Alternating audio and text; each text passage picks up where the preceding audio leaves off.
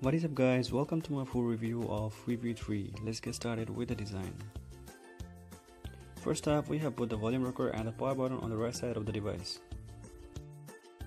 Then we have the front facing fingerprint scanner, which makes the phone look stunning. Then on the back we have a 5 megapixel dual camera setup.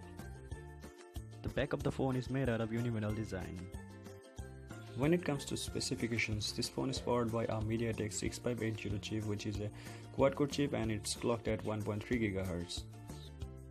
Then we have the micro USB charging port and the headphone jack right on the top of the device.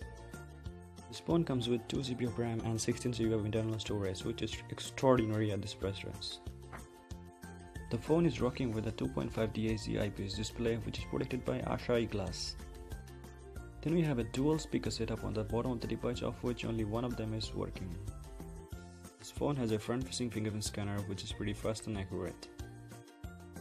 Well, the scanner has a bit of a misreading issue, but that's never a big deal. Now let's have a look what we get inside the box.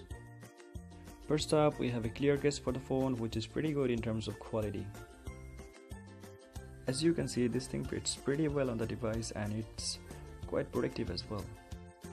You will get to see this thing even protects the charging port and the headphone jack of the device. And most importantly, this thing doesn't kill the beauty of this phone. As you can see, this phone looks as beautiful as it was without a case. Here we go. Next up, we have a standard wall charger with V branding on top of it, which is a pretty good charger and it takes about 2 hours to get fully charged from 0 to 100%. And then we have a 1 meter long micro USB cable, which looks pretty durable. Next up, we have a pretty standard looking earphones, which is not pretty good in terms of sound, but it looks really cool.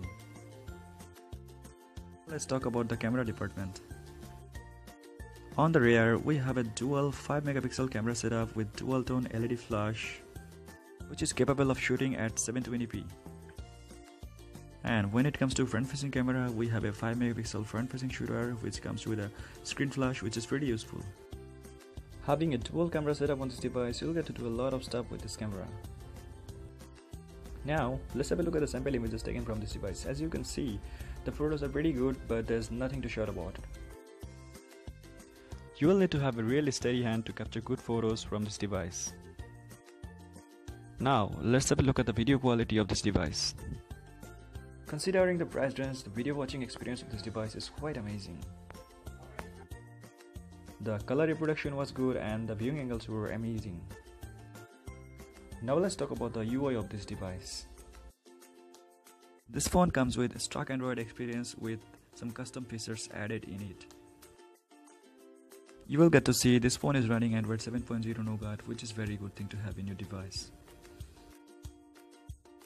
Now let's talk about the Antutu benchmark performance.